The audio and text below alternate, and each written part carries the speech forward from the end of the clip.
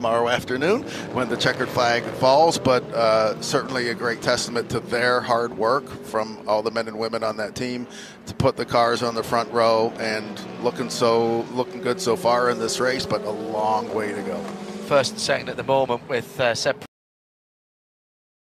It takes more than a village, it takes a small city. It really does, doesn't it? Absolutely. And it has to have that belief from everybody throughout the company, not just within Ford Performance. Is that reasonable? Absolutely, yeah. And what do we get out of it as Ford owners at the end of the day? Well, honestly, a lot of people say win on Sunday, sell on Monday doesn't apply anymore, or the tech transfer doesn't apply anymore. It absolutely does.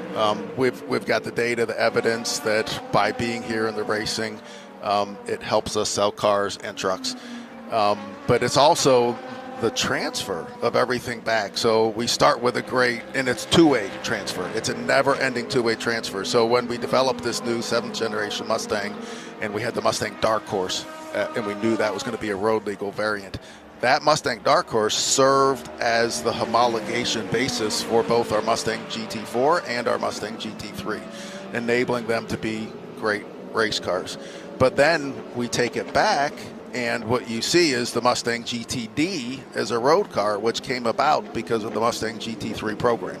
So it's that constant two-way cycle, and you'll see more road variants of the Mustang coming out in coming years. The GTD is ridiculously bonkers in the best way possible. I know you understand that. How hard a sell was that to get that car? People, generally speaking, major manufacturers, series manufacturers, don't build cars like that. Bespoke, small manufacturers possibly do. Sometimes they can get away with it with a huge price tag on it, and they sell 26 because they probably thought they could have sold 27. How hard was that to get going? The energy to get it going was probably easy at first, but then ultimately getting it approved as a program was hard. Yeah. And again, it came around, the genesis of it was once we had the Mustang GT3 racing program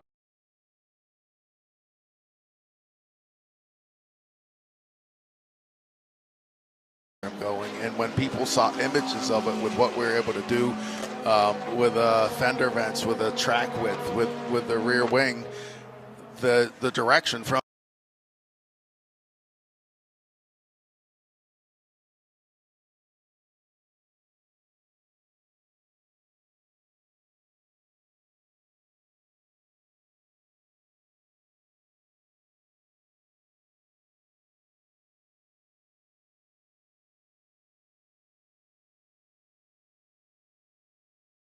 Jim Farley was, okay, that's great, that's going to be a great race car, but now how are we going to get one of those as a street car that we can sell?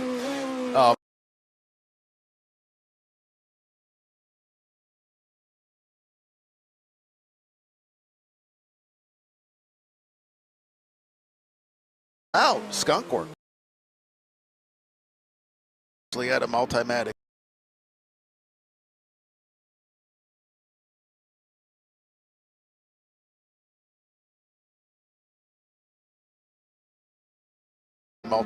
team. What have we learned this car, and how are the program regular reviews company to get approved, and it's fantastic. Wait to see what's next on this little jotter that you've got hidden away somewhere. Mark Rushbrook, thank you very much for joining us at FordLeMans2025.com. Honestly, whether you're in Europe or here in the States, if you're thinking of going to Le Mans this year, or you're already got your plans sort of get there, when you get there, you need to be with Ford. FordLeMans2025.com. Mark, thank you very much indeed. Enjoy the rest of it. Can you enjoy the rest of the race? Are you allowed to enjoy the rest of the race? Or are you biting your nails till 140? At some points I will enjoy it, and other points I'm going to be incredibly nervous. But yeah, we'll see how it goes. How about that? A car guy at the head of a car program. Outstanding. Thank you, Mark. Mark Rushbrook with us, the man at the head of Ford Performance, the global director of Ford Performance, on RS2 IMSA Radio. Lawrence Vantor has just come in to the pits from the lead and going very strongly so far. Very good. And we can go down to Jamie Howe, who was watching that pit stop with this CrowdStrike pit lane report. Good evening, Jamie. Good evening, John. Yes, we've had a number of pit stops happening in the GTP category. Only a handful of driver changes, though. I believe it's a driver change for both the 10 as well as the 40, the Wayne Taylor Cadillac racing teams. But in terms of the number 6 machine from Porsche, there's no driver change, as well as the number 7. So just fuel only. Everybody's saving their tires now as we are getting to the dusk portion of this race, keeping the same driver behind the wheel to watch the sunset here at Daytona International Raceway. Nothing too exciting down here on pit lane, just hitting the marks. Problem for the number 8 Tower Events. No puede ser. No puede ser que no estés creciendo tu dinero a través de Mercado Pago. El primer paso es ingresar dinero. Es muy fácil y hay mucho. That has had some issues today already. A report of a vibration, a couple of pit stops that we really still haven't got to the bottom of. The IndyCar ace, Alex Palou, is behind the wheel, and that car is, well, it's still got electrical power, and we've got full course yellow as we just trip into another racing hour. We'll give you a VP Racing in race update in just a few moments' time. As the yellow flags and yellow lights come on, that freezes the field. Robin Freins is leading for BMW Team RLL. Kevin Magnussen in second place. I'm just trying to see if anybody dived into the pits. Jamie Howe was watching. Did anybody sneak into the pits, or in fact, did anybody have to drive through, Jamie, because they were a little late coming in? No, nobody actually came into pit lane, but scanning the radios of the 25, Robin Friends, for example, he had just been called to come into pit lane when the yellow lights started flashing on the start-finish line. So a couple of the GTP cars certainly are due for a pit stop. This full course caution will help them out, but we're going to see some action once the pit lane opens back up. Jamie Howe with the CrowdStrike pit lane report. Very, very close call for, I think, the era.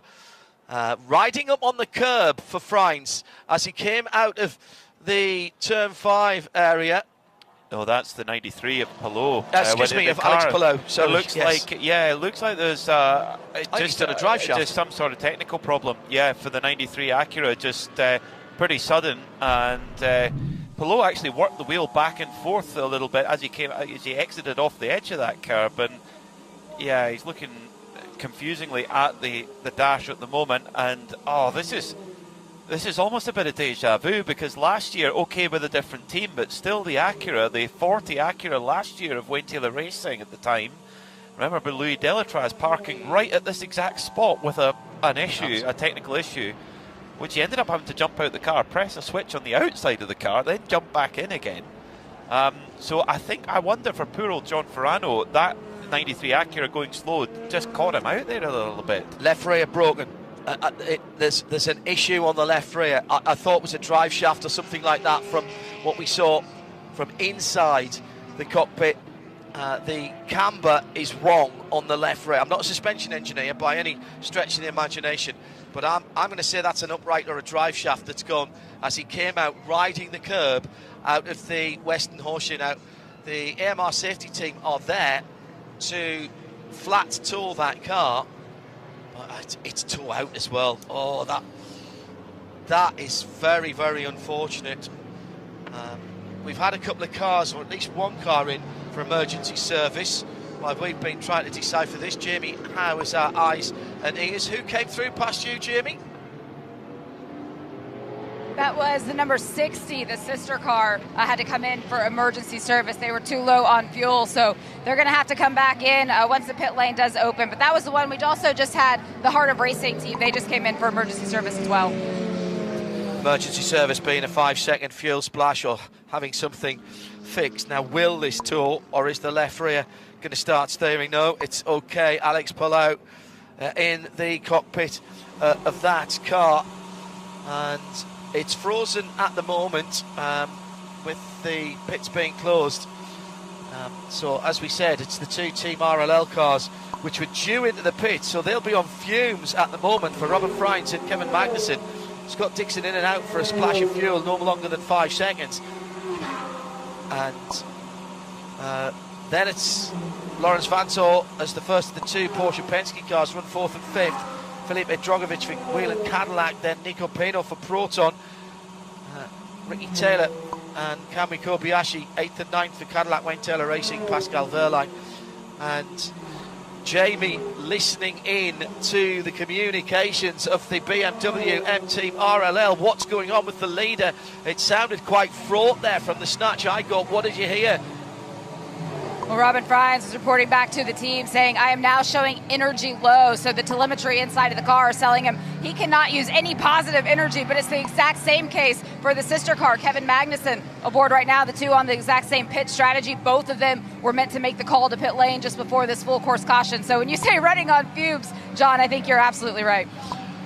Yeah, they're running on the last of their electrons at the moment. EO Racing, Dane Cameron leads LMP2 for the 99 Spike car. Then it's United Autosport. Nick Bull didn't start the race well, but he's really got back into his stride there and up into second place for the number 2 United Autosports USA. AF Corsa in third with the 88, the blue Orica with Luis Perez Compact. That's why the blue's on the car.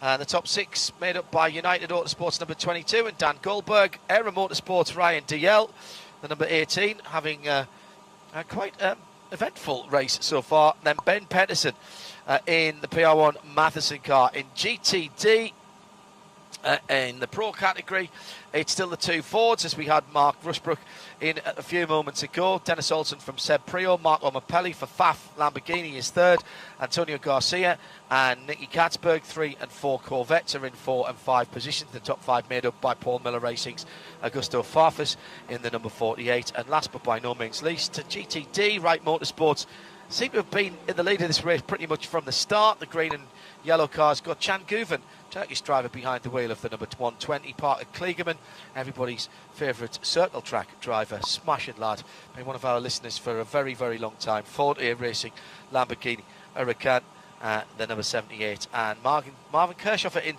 third position for AWA Corvette is the best of the bronze class cars as well. That's your VP Racing in race update, and with the time at, what is it, just coming up to 6 minutes to 6. We've still got over 19 hours and 47 minutes to go.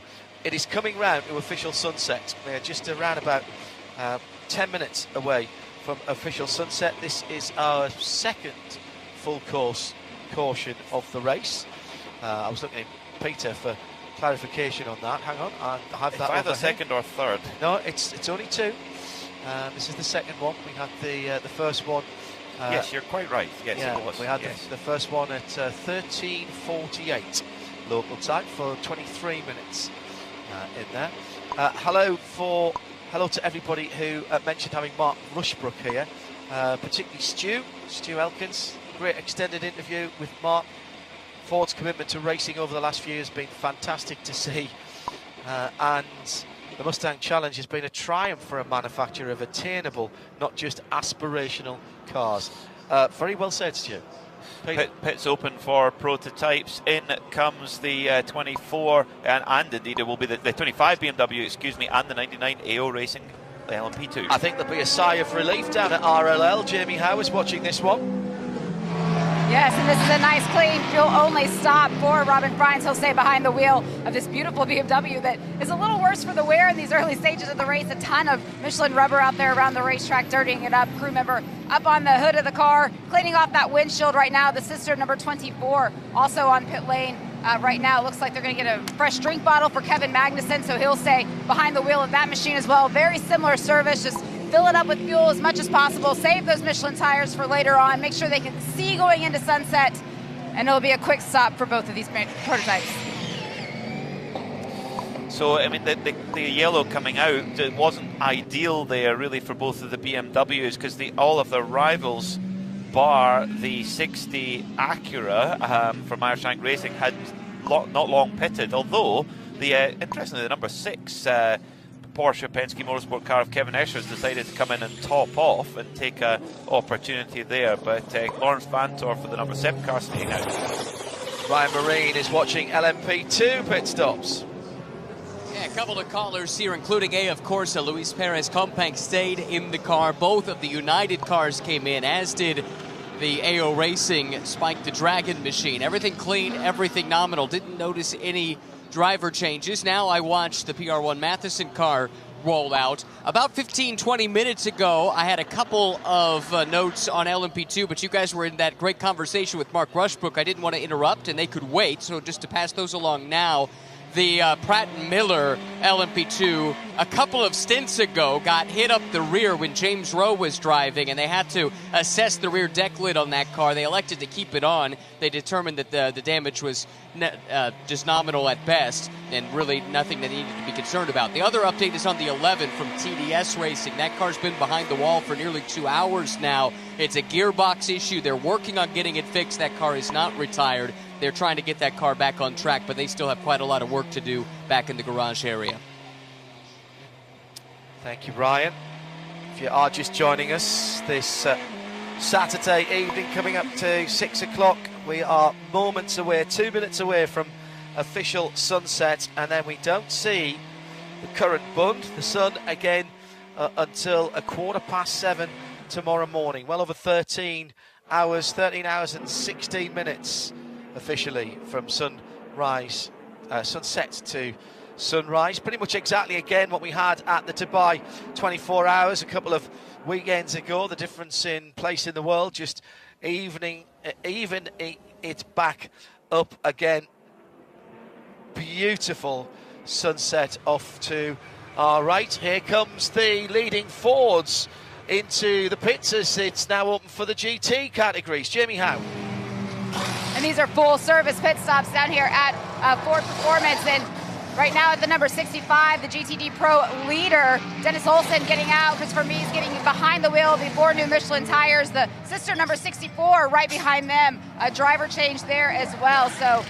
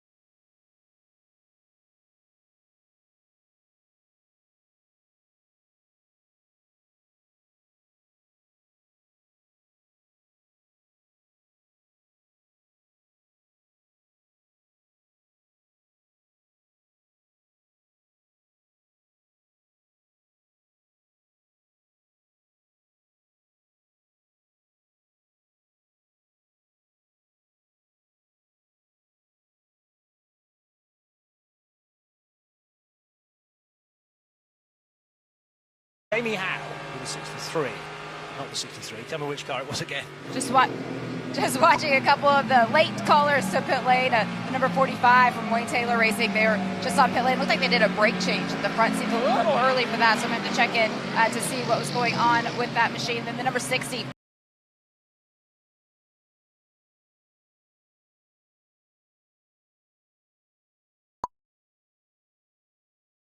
From Michael Shake, Kerbagian Racing, they came back into pit lane. Scott Dixon did stay behind the wheel, but remember, they had to make the call for emergency service before the pit lane opened, so they just had to come back in and serve theirs.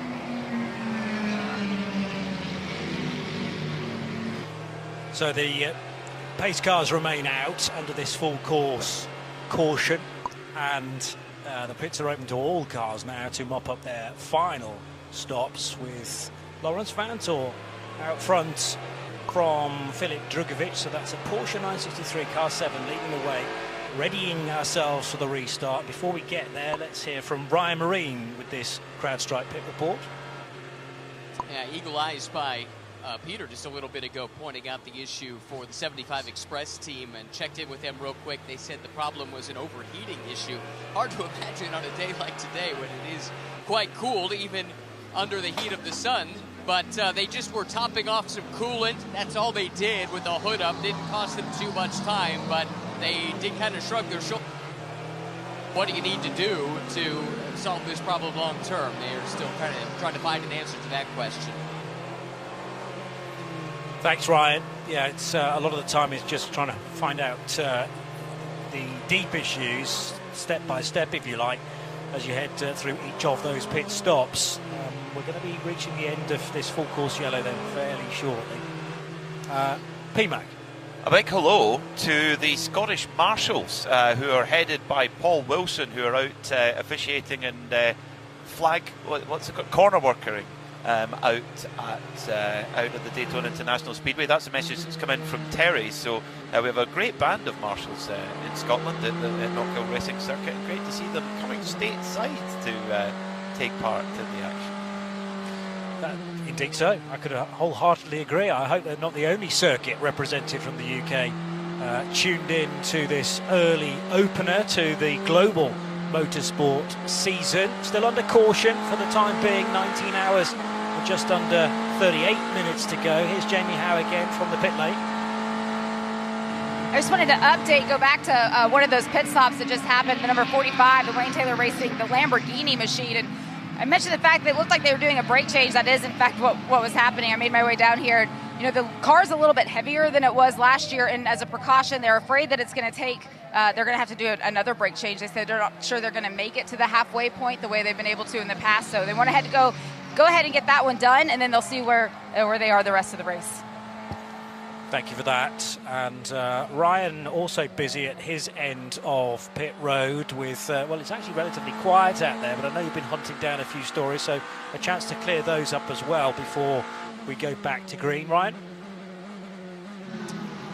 Yeah, just trying to get to the bottom of what was going on with 75 Express, but everything seems to be on the up and up. Now, as I say that, we do have a couple of pit callers coming in right now, and it's led by the number 74 Riley LMP2 car. They come in from the top 10 in the class, and they're going to go ahead and do at least right side tires on that machine now that they have the chance. Another car I've got my eyes on is the number 8 from Tower. They were involved in that incident, and they'll have to take a look at that car as it comes in. This is going to be very interesting, though, for the 74 LMP2, because they've got the 96 Turner BMW parked right in front of them at a jaunty angle, as Nick would say.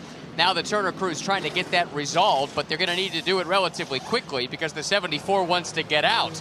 Quick thinking by the Riley crew, they're pulling that car backwards, and you can hear it leaving. But the Turner team in the middle of a pit stop that really isn't going quite according to plan because they had to come around that LMP2 car. I'll go check and make sure the Tower car's okay, but the early returns seem to be positive from that team. Excellent news, and the story's well found by you as well. So Ryan Marine and Jamie Howe currently bringing you the CrowdStrike pit reports on IMSA Radio RS2. Frantic work on the 93 continuing. It's still the 7 Porsche that leads the way after cracking work in his earlier stint from Nick Tandy. He actually briefly lost the lead, I remember, when we were under green going down into turn 1. Then got it back again almost straight away on the infield. He's handed that car over now to Lawrence Vantor and leads the 31 Wayland Cadillac of Filip Drugovic in second position. BMW a third with Robin Freins, second of the Porsches from Penske Motorsport, fourth. And then in fifth place, it's Kevin Magnussen's BMW, the second of those cars from Bavaria. And car 24 is in fifth position. Got to keep the tyres up to vaguely the right temperature. We've already ticked past the time where soft tyres can be used. That was 5 o'clock this evening, so an hour later. And to be honest, with me being elsewhere, I'm not sure whether we've had any takers yet, whether we've defined that yet, Peter Mackay. Are there cars running on the softs yet? You're shaking your head, so certainly too not early. taking that opportunity this early on. The danger is you go too early and then you run out of your soft tyre allocation when it gets really, really cold. I think unless you absolutely had to, I think you want to keep them in your pocket because it's just going to get colder, isn't it? I mean, we're not even in full darkness yet. I think when we get to the depths of 3 o'clock in the morning, which is quite a while away. I mean, that's doing quick math, that's 9 hours away. So I think it would be too early. But that being said, the challenge for the teams is significant. The air temperature right now is 11 degrees Celsius. The track temperature is 18 degrees Celsius, but that is going to drop pretty quick over the next few hours. So I don't think we'll have seen anybody using the softs yet, but I'm sure our CrowdStrike pit lane reporters will keep a very close full watch on whether it is those soft compound tyres are fitted.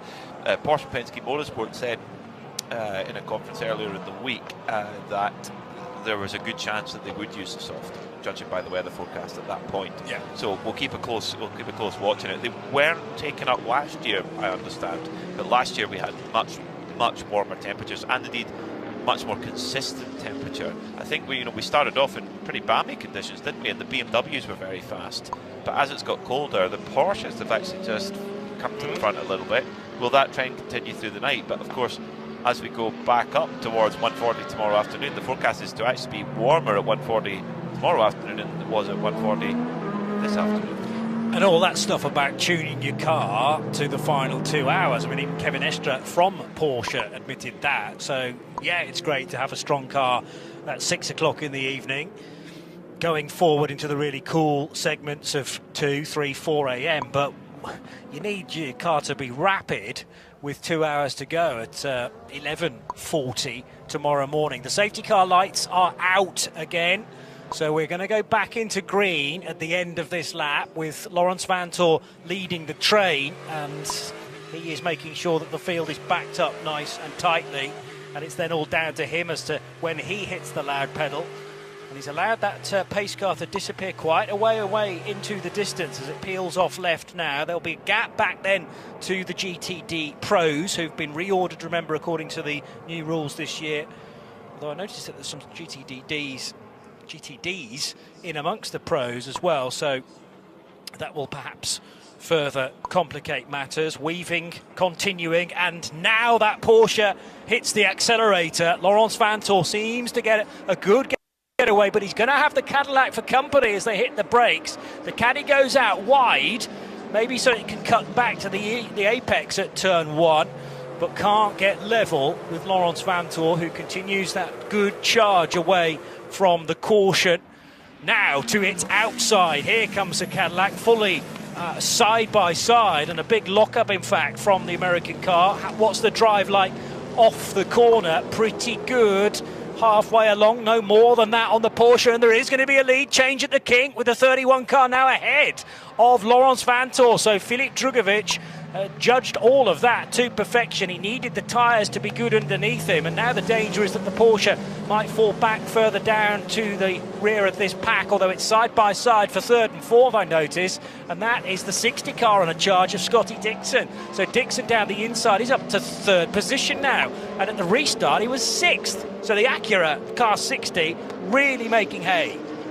Scott Dixon has done this so many times before, hasn't he, for various manufacturers, and well, he's making his 22nd Rolex 24-hour start. He's won this race overall 3 times and once in class, so he knows what these restarts are all about. He knows how to get the job done, and he's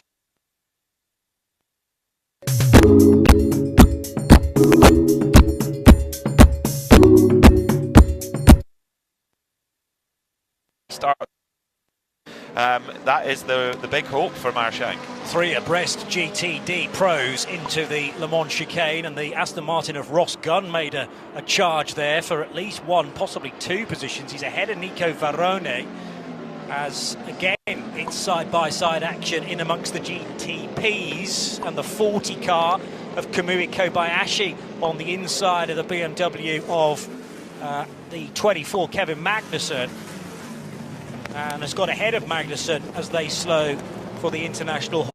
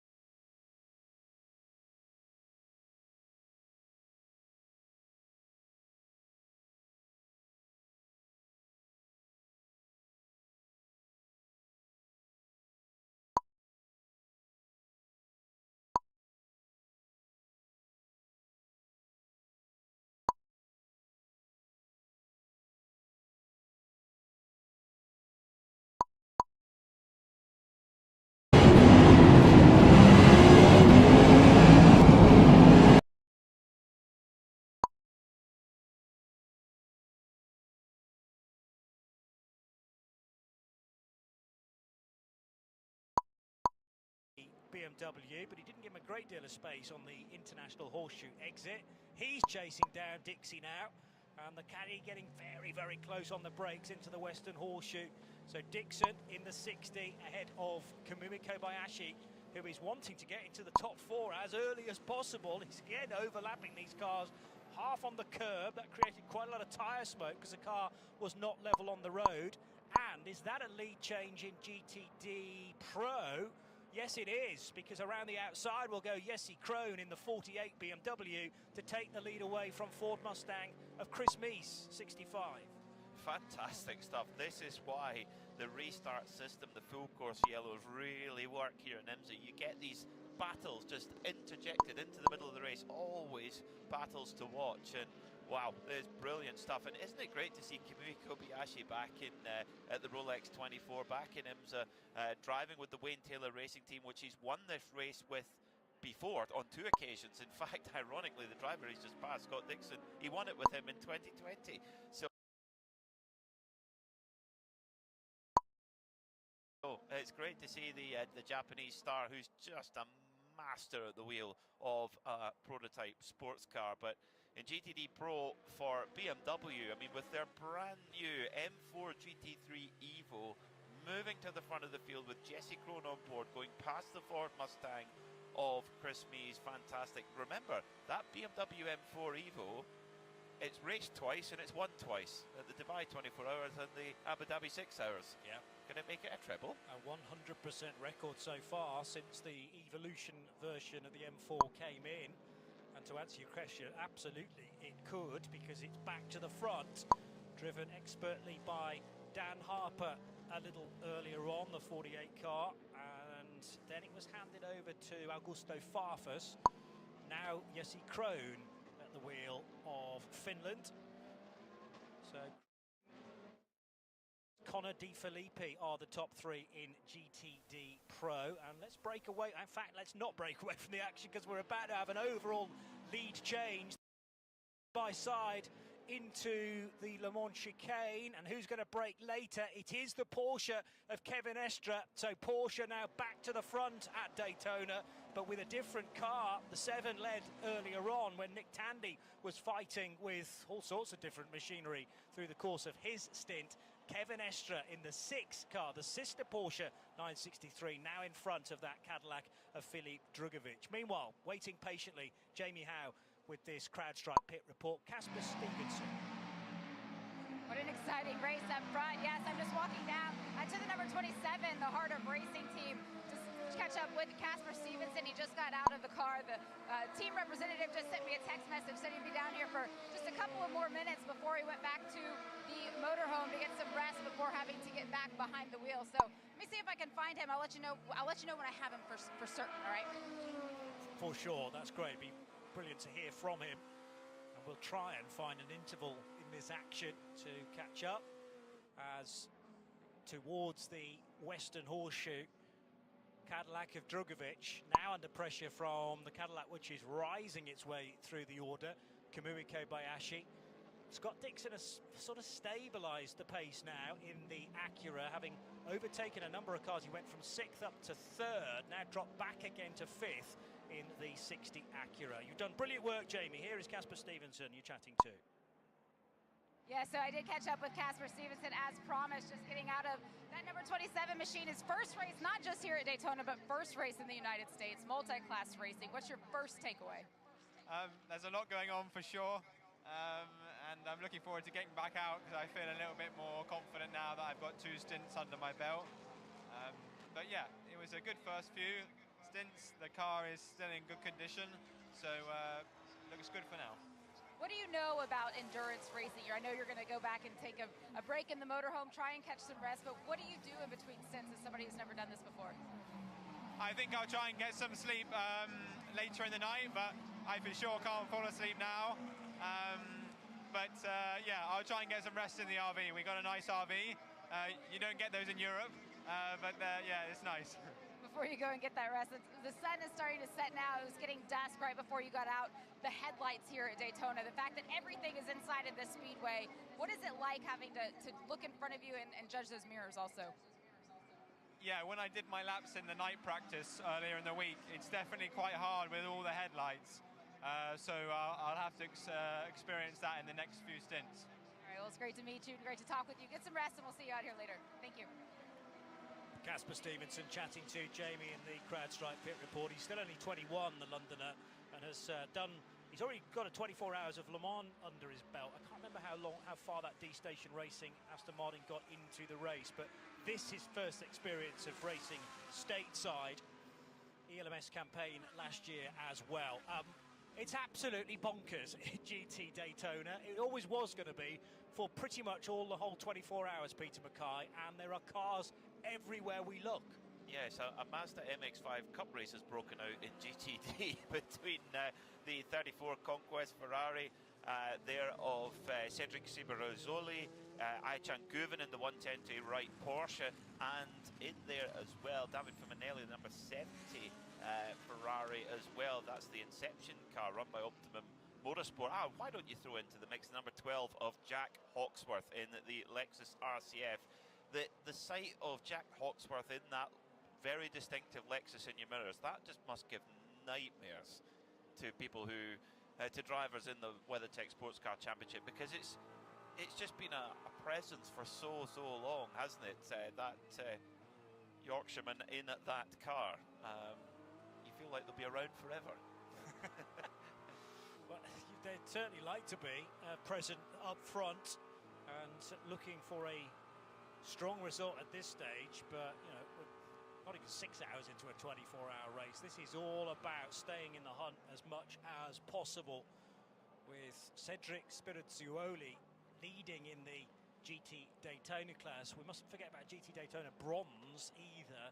GTD, you've got to have a silver in your lineup, whereas some crews have decided to put a bronze in there as their non-pro, and that is a different subcategory, we'll call it, with the Bronze Cup. And the highest place of those cars is in 3rd in GTD. That's the 70 Ferrari, currently being driven by very much the pro David Fuminelli. And that's important, because if you win the if you are the top finishing bronze car in GTD in the championship, so any car that, if you've got a bronze in your car, you win the Aiken Award, which gives you an invite to Le Mans. Very, very important indeed. If you don't have a bronze in your car, you have to have 2 silver graded drivers by the FIA in GTD. So it does depend on how the teams want to do things, and indeed what the appetite of the team owner is. The 45 of Danny Formal is in the mix in there as well. He's actually trying to get back onto the lead lap. He's in this mix as well. He's actually wedged in between the category leader, Cedric Cibrazzoli, and the second place car, the right Porsche of Aichan Guven. So Formal trying everything he can to get that Dex Imaging Lamborghini number 45 back onto the lead lap. Yeah, so the Conquest Racing car of Spirazzuoli leading Wright Motorsports' Chan Guven. And Krohn, the BMW of Jesse Krohn, has just eased ahead a little bit now of Chris Mies. So he pulled off that great overtake on the back section into the Le Mans chicane. 2.5 seconds now clear of the earlier race leader, class leader, Ford Mustang of Mies. Conor De Filippi's right on the bootlid though now of the German, so that'll be the next scrap to look out for in GTD Pro.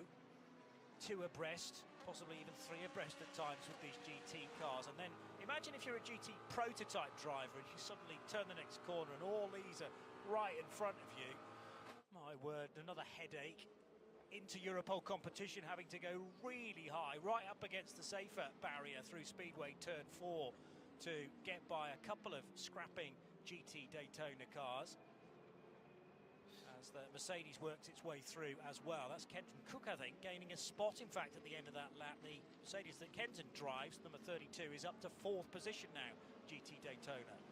Fumanelli in the Inception Ferrari looking to go all the way around the outside there of Aychan Guven in the 120 right Porsche. And of course, if you go round the outside of turn 1, that often sets you up for the inside of the International Horseshoe, and that's exactly the way it's worked out there. So the yellow Inception Ferrari goes past the right Porsche, the green car, and moves up into second and then locks in the sights to the number 34 Conquest Ferrari. So it's Ferrari 1-2 all of a sudden in GTD. They had a quiet start to the race, but here come the prancing horses.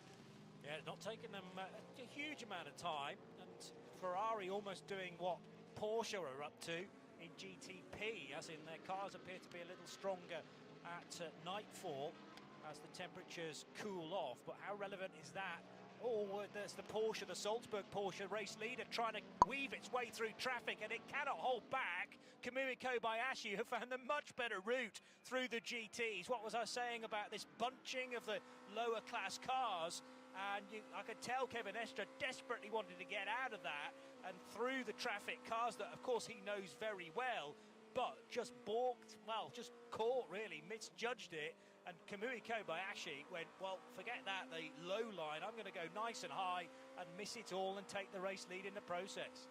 That was full aggression there for Kobayashi. I think he may have just brushed the wall.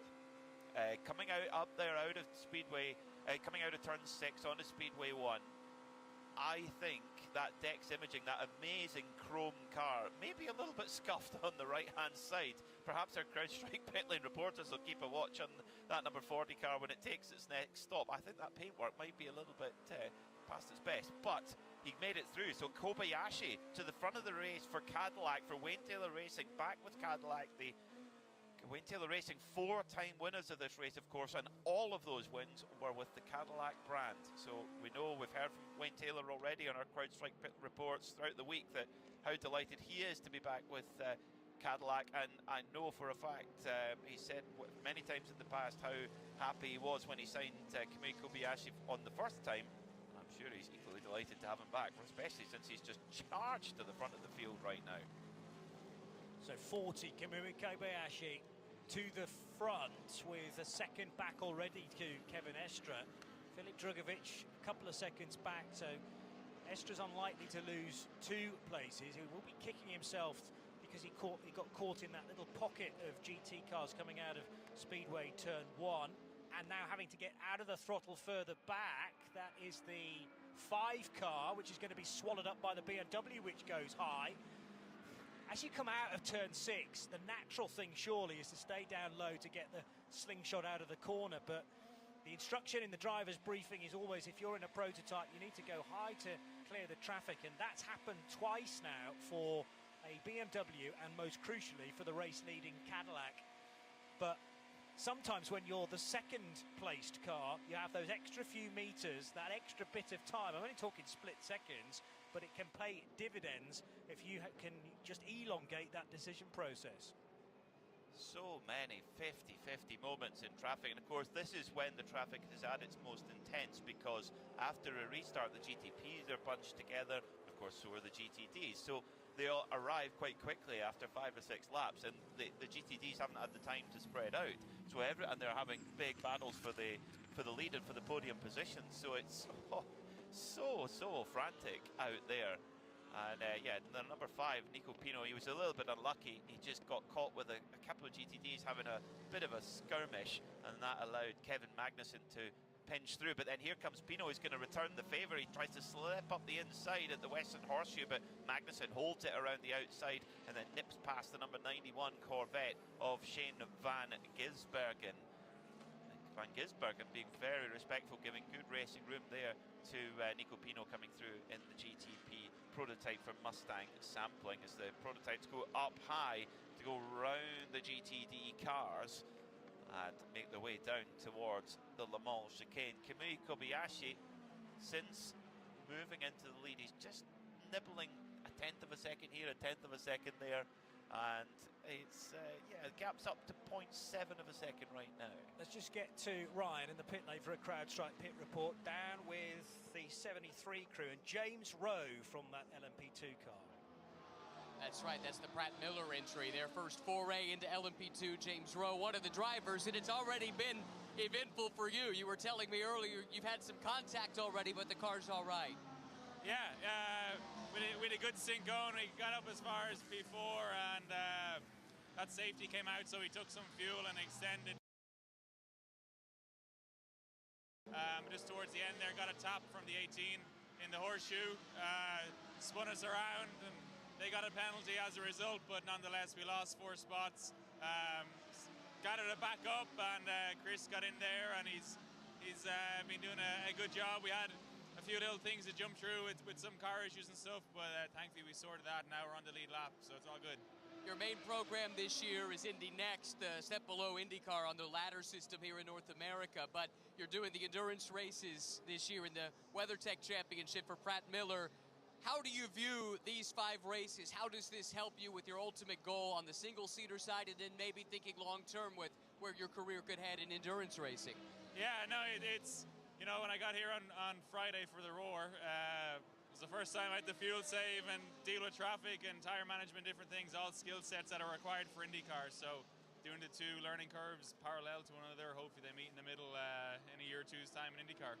When you look at drivers like Pato O'Ward or Colton Herta, I mean, they cut their teeth in LMP2 before they ever got to IndyCar. And you might do as much driving in this race here today and tomorrow as you'll do in your entire Indy Next season. Yeah, I know, it's crazy to think about it. When you look at the drive time, I was like, man, that's a lot of Indy Next races right there, but it's great. So yeah, we're loving it, and it's a lot of fun. Ilad and Fittipaldi as teammates as well, so a lot of good stuff from those guys, and yeah, it's a blast. And finally, you've got some racing in the family. Your uncle did some racing stateside. I know he did some Champ Car Kart, whatever it was called at the time, and did some Can-Am and things like that. Would he have ever raced in this, though? Yeah, that's right. He was the Works Nissan driver here, and I believe in 84, 85. So someone told me today it's 36 years since he's been in a sports car race. So yeah, it's awesome to be back here, and just loving every minute of it. Feel like you're fulfilling a family tradition? I'm restarting it, yeah. Very good. Hey, best of luck the rest of the way. Thanks, man. Appreciate it. That's James Rowe, Pratt Miller, LMP2. Speaking to Ryan Marine, and another CrowdStrike pit lane reports. Kamui Kobayashi leading the way. Let's just get a quick update, though, on the 24 BMW that came into pit road. It's rejoined in 10th position, but this, Jamie Howe, is one of the key players making one of its scheduled stops, BMW. Well, it was Kevin Magnussen that brought that number 24 to pit lane. He stayed. Hey, it's me, your dry skin. I'm craving something we're missing. The ceramides in CeraVe. CeraVe with 3 essential ceramides helps restore my natural barrier so I can lock in moisture and we can feel it long after. CeraVe moisturizers.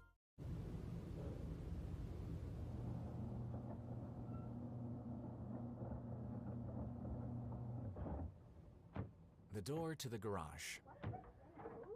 This hallway, more like a highway. Especially around 4:15 on a Friday afternoon. Let's just say you need a certain level of endurance to keep traffic flowing around here. Trust your home to Schlage. We aren't building electric vehicles because it's trendy. We're building them to save our planet. To save it from all those soulless, self-driving sleep pods everyone else keeps polluting our streets with.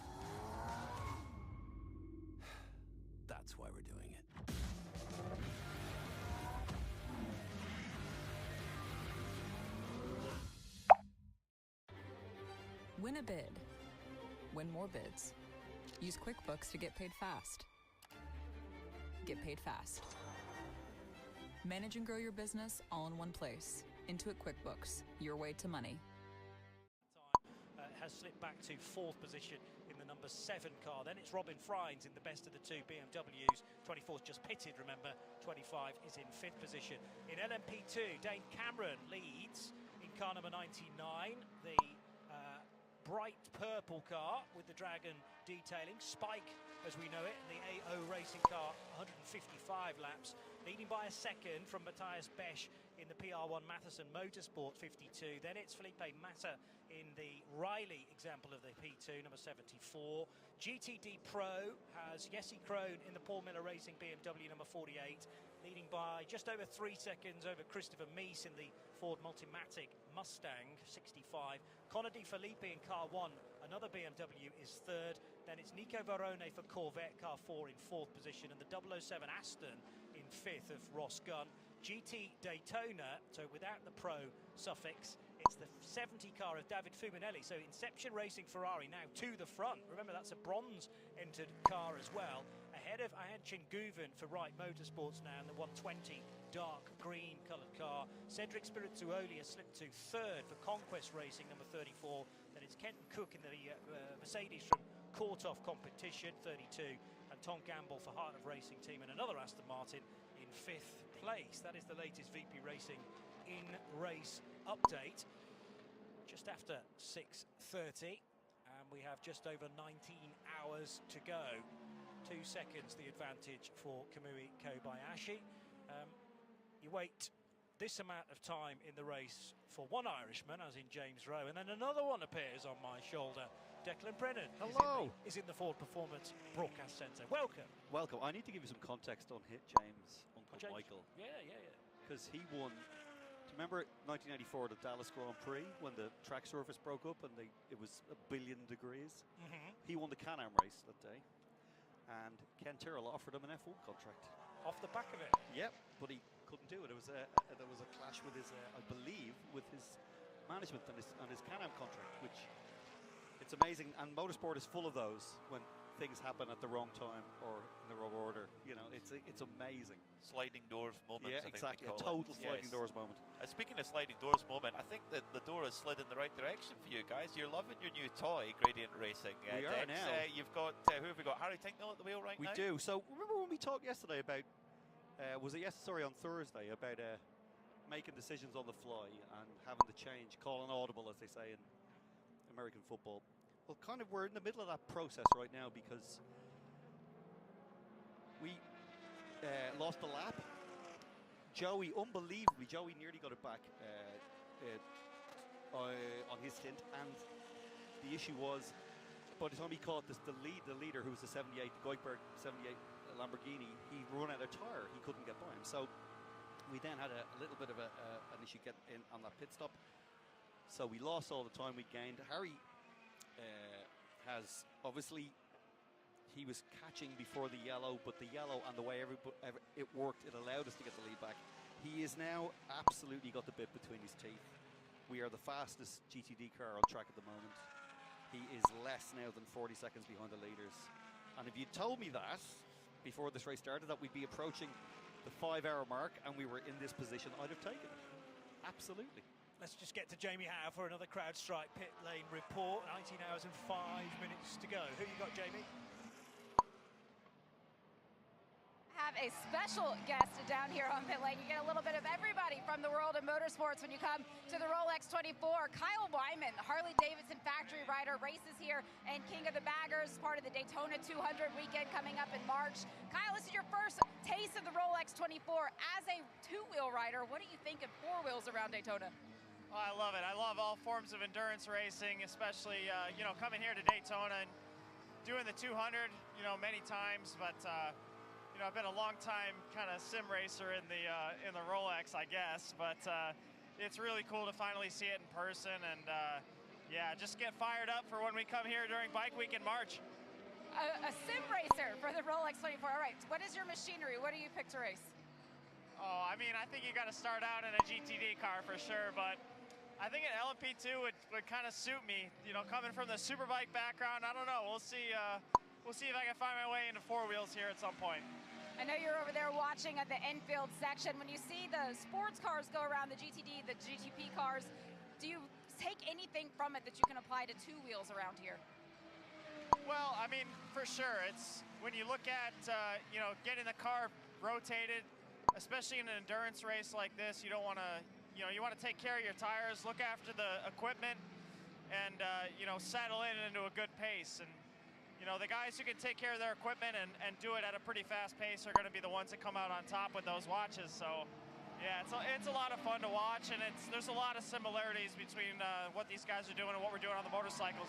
Well, it's great to see you out here again. That's Kyle Wyman. He'll be back here in March, part of the Daytona 200 weekend racing, and Mission King of the Baggers aboard a Harley-Davidson Road Glide. Great to see you. And that another CrowdStrike pit report, slightly off-piste, which we always love, as Daniel Goldberg in the number 22 car, the pole-sitting LMP2, has just brought his car in from 7th position. Just getting word of some mechanical black flags for the 14 and the 57. 14 will be a Lexus from Vassar Sullivan. The 57 is the Winward Racing Mercedes. Tyre operational requirements. We had that one pop up a few times before, Peter Mackay. Yeah, it's all to do with tyre pressures and how the limits that are set by Michelin and by IMSA of where you can go, and if you go too low on the tyre pressure, you will be penalised for it, and that's kind of just rubbing salt in the wound there for the 57 of Winward Racing, last year's winner, of course, in the GTD category, and yeah, what a pity for them. And again, I mean, tell us, Declan, at Gradient Racing, what can you tell us about that? I know there's lots you can't tell us about tyre pressures. Well, all I know is that they're not anything we're worried about right now. Okay. We are obviously, it's one of the factors that Andrew Pinkerton and Anders Lavens, our brains trust on the pit box, have to, but they have, you know, you guys in the course of this 24 hours will discuss all the variables from torque sensors to drive time limits to use of fuel, use of power. You know, there are so many variables that are now being effectively monitored that it's a remarkable job to get through 24 hours. You know, and you know, people always say, how can you get things wrong like drive times? And there are so many things to take into account. Occasionally, these things do happen, but just to update you, if I'm allowed to update you on my own car. That's why you're here. He's clawing. Harry, even if you weren't allowed to, you'd still go for it. Exeter's nice finest. That you asked, though. Exeter's finest, Harry Tingle, has basically got the bit between his teeth, as I said, and he's less than 40 seconds behind the leader. But it's interesting because we will be soon going back to probably to Till. So being on the lead lap obviously is a huge help. But Till's stint was actually excellent. Without the second visit to pit lane, he wouldn't have lost a lap. So we're very confident in everybody we have. Till, obviously, Joey and Harry have been in, and the only person who has been in it is Tatiana, who's arguably our secret weapon. Well, that's the thing, is sometimes it's, you know, you look at like a Harry Tingle or Joey Hand, you look up and down the pit lane, every manufacturer has top level platinum drivers like that. Yeah. But it's how good the bronze and the silver is in GTD, which is so important. And you're right, Tatiana is one of the But you also have to remember as well, take this into account, that oftentimes you will have to ask them to do things that ideally you wouldn't want to, like in a race like this where you're limited on tyres. Tatiana will almost certainly be asked at some stage to double stint, and she's going to be getting in obviously later. It's going to be very cold. Those tyres by the end of a double stint will be horrific, but it's like one of those things you need to do to backload all like your best tyres for the last few hours of the race. So it's a balancing act, but she's so talented, she's brilliant, and I need to give a shout out to we have on our car the Remus Entertainment and Remus Sports, which are a Puerto Rican-based sports management company who look after Tatiana, and they're big they've got some pretty high-profile baseball stars here in the US. You wouldn't know anything about that on account of you being a total anorak, but I'll take your word for it. But we thought we'd give them a little tour, so I brought them around to have a look at the. It's a shame that you don't do broadcast cam like they do in the NFL or booth cam, because this is astonishing. It is. This view, and yet you spend your whole time looking at TV monitors. Exactly. We would have to have the camera looking out the way, not in the way of the booth, because all you would see is my followingly challenged scalp. In actual fact, you could literally do this commentary in a concrete bunker, but you happen to have arguably the best view in all of Fried, because he remains on the lead lap. It's shot off into the distance now and left Kobayashi versus Estra still to be separated by 3/4 of a second. It's been an amazing battle, hasn't it, between Kobayashi and Estra for the lead of this race. They pulled away quite a bit from Felipe Drugovic. Declan, thank you very much for coming in, filling us in with Gradient's fortunes, and it's good to see them chasing back up the order, and best of luck for the rest of the race. I know you'll be glued to that timing screen all the way through, as you always are. And remember, we're not here to take part. Definitely not. No one is. No one is. We're not here for the participation trophy. No, don't. So I see what you're saying. I'd like to think we'll be back here in 18 hours 57 minutes. Looking forward to it. To discuss that further. Actually, I think I'm doing the night shift with John, so potentially. Well, so I'll get the story time books out. We'll do definitely. Thank you, Declan Brennan from Gradient Racing, with their new Ford Mustang program here in the Ford Performance Global Broadcast Centre. And reasons to be cheerful if you're a Ford fan right now. Those